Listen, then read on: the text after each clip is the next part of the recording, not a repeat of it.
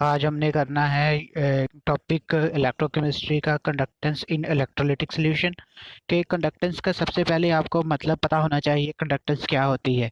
Conductance का मतलब है कि सॉल्यूशन में से इलेक्ट्रिसिटी पास होना। ठीक है, हम सिर्फ तो सिर्फ सॉल्यूशन की बात करेंगे, हम मेटालिक कंडक्टेंस की बात नहीं करेंगे। यहाँ मेटल में से इलेक्ट्रॉन पास होते हैं और इलेक्ट्रिसिटी पास होती है। ठीक है, तो हम सिर्फ तो सिर्फ किसकी बात करेंगे, सॉल्यूशन में से इलेक्ट्रिसिटी कब पास होती है। सॉल्यूशन में से इलेक्ट्रिसिटी तब पास होगी जब आयंस होंगे सॉल्यूशन में। तो जितने ज़्यादा आयंस होंगे सॉल्यूशन में उतनी ज़्यादा उसकी कंडक्टेंस होगी, तो उतनी ज़्यादा उसमें से इलेक्ट्रिसिटी पास करेगी। ठीक है स्टूडेंट्स, तो हमें देखना है कि चार्ज जो है वो कटायन और कैथोड और एनोड के ऊपर क्या है। ठीक है, तो उसके थ्रू जो है हमारे पास इलेक्ट्रॉन जो मूव करते हैं फ्रॉम वो एक्सटर्नल सर्किट में मूव करते हैं। अगर आपने गैल्वेनिक सेल देखा हो तो ऑक्सीडेशन ऑफ सेल में जो रॉड है, इलेक्ट्रोड है, वो इलेक्ट्रॉन लूज करती है और कैथोड की तरफ जाती है। लेकिन सॉल्यूशन में क्या हो रहा होता है सॉल्यूशन में, और केमिकल रिएक्शंस हो रही होती है। ठीक है, तो आयंस जो है वो उनकी मूवमेंट हमने देखनी है। ठीक है, इलेक्ट्रोलिटिक सॉल्यूशन अब क्या होता है, एक ही बीकर में दोनों की दोनों रोड डिप की होती हैं और बिजली पास की जाती है, इलेक्ट्रिसिटी पास की जाती है और उससे आयंस जो है वो टूटते हैं। ठीक है, तो इलेक्ट्रोलिटिक सॉल्यूशन हमारे पास दो तरीके के होता है कि जिसमें इलेक्ट्रोलाइट प्रेजेंट हो। तो इलेक्ट्रोलाइट प्रेजेंट हो तो इलेक्ट्रोलाइट वो है जो कि वाटर में डालने के बाद और बिजली पास की जाए उसमें से, जहाँ फिर इलेक्ट्रिसिटी पास की जाए और उसके आयंस टूट जाएं, ब्रेकअप हो जाएं। ठीक है स्टूडेंट्स, तो हमारे पास दो तरीके के इलेक्ट्रोलिटिक सॉल्यूशन है, स्ट्रॉन्ग एंड वीक।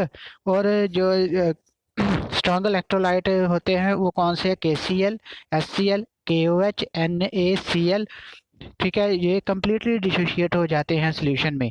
तो लेकिन जो वीक इलेक्ट्रोलाइट हैं वो हमारे पास कम्प्लीटली डिसोशिएट नहीं होते हैं water. For example acetic acid हो गया, अमोनियम हाइड्रोक्साइड हो गया, तो ये वीक इलेक्ट्रोलाइट इनके सॉल्यूशन बनते हैं क्योंकि इनमें वीक इलेक्ट्रोलाइट प्रेजेंट है। ठीक है स्टूडेंट्स, तो कंप्लीट आयोनाइजेशन किस में होगी, complete ionization will take place in the strong electrolytic solution. तो कंप्लीट सारे के सारे जितने भी हमारे पास मॉलिक्यूल होंगे, चाहे KCl के हैं, चाहे HCl के हैं, वो चाहे KOH के हैं, वो कटायन एंड अनायन उनके बन जाएंगे। ठीक है स्टूडेंट्स, तो जब उसमें से इलेक्ट्रिसिटी पास होगी तो इनकम्प्लीट डिसोसिएशन किस में होगी, जो कि वीक इलेक्ट्रोलिटिक है।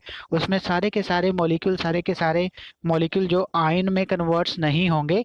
तो इसका मतलब है कि मॉलिक्यूल जो है वो अनडिसोशिएटेड है, वो सभी के सभी आयोनाइज नहीं हुए हैं। ठीक है स्टूडेंट्स, तो नेक्स्ट देखो, हमारे पास कोई भी इफेक्ट नहीं होता स्ट्रॉन्ग इलेक्ट्रोलाइट के डिल्यूशन पे। ठीक है, नंबर ऑफ आयंस इंक्रीज नहीं होते। कहते हैं कि डिल्यूशन करने से वाटर और डाल दें हम तो उससे क्या इफेक्ट पड़ेगा, क्या नंबर ऑफ आयंस बढ़ जाएंगे या नहीं बढ़ेंगे। तो स्ट्रॉन्ग इलेक्ट्रोलाइट में तो कोई भी फर्क नहीं पड़ता क्योंकि ऑलरेडी जितने भी हमने मॉलिक्यूल्स डाले थे, इलेक्ट्रोलाइट के मॉलिक्यूल डाले थे हमने वाटर में, सारे के सारे वो डिसोशिएट हो गए, कम्प्लीटली ऑलरेडी डिसोशिएट थे। तो डिल्यूशन से कोई भी इफेक्ट नहीं होगा उसकी कंडक्टेंस के ऊपर क्योंकि नंबर ऑफ आयंस उतने ही रहेंगे। लेकिन जो वीक इलेक्ट्रोलाइटिक सॉल्यूशन होता है, जब उसमें उसकी डिल्यूशन की जाती है, वाटर और डाला जाता है, तो हमारे पास थोड़ी सी जो नंबर ऑफ आयंस है वो और ज़्यादा डिसोशिएट होते हैं और ज़्यादा आयोनाइज होने शुरू हो जाते हैं। तो इसका मतलब है number of ions in the electrolytic solution increase हो जाते हैं। जब number of ions electrolytic solution में इंक्रीज हो जाएंगे तो हमारे पास ऑफ कोर्स कंडक्टेंस भी ज़्यादा हो जाएगी। मतलब नंबर ऑफ आयंस जितने ज़्यादा होंगे उतनी ही ज़्यादा कंडक्टेंस होगी। ठीक है, तो जो स्ट्रॉन्ग इलेक्ट्रोलिटिक सॉल्यूशन होता है वो हाईली कंडक्टिंग सॉल्यूशन होता है। लेकिन जो हमारे पास वीक इलेक्ट्रोलिटिक सॉल्यूशन होता है उसमें कंडक्टिविटी लो होती है। क्यों लो होती है, क्योंकि नंबर ऑफ आयंस जो है वो कम है। ठीक है, तो इसमें स्ट्रॉन्ग इलेक्ट्रोलाइट में हम alpha alpha is the degree of dissociation, हमारे पास कितने मॉलिक्यूल डिसोशिएट हुए हैं, 60% हुए, 70% हुए, 80% हुए हैं। लेकिन स्ट्रॉन्ग इलेक्ट्रोलाइटिक सोल्यूशन हो तो हमारे पास 100% डिसोसिएशन होती है, इसलिए अल्फा की वैल्यू 1 होती है फॉर द स्ट्रॉन्ग इलेक्ट्रोलाइट।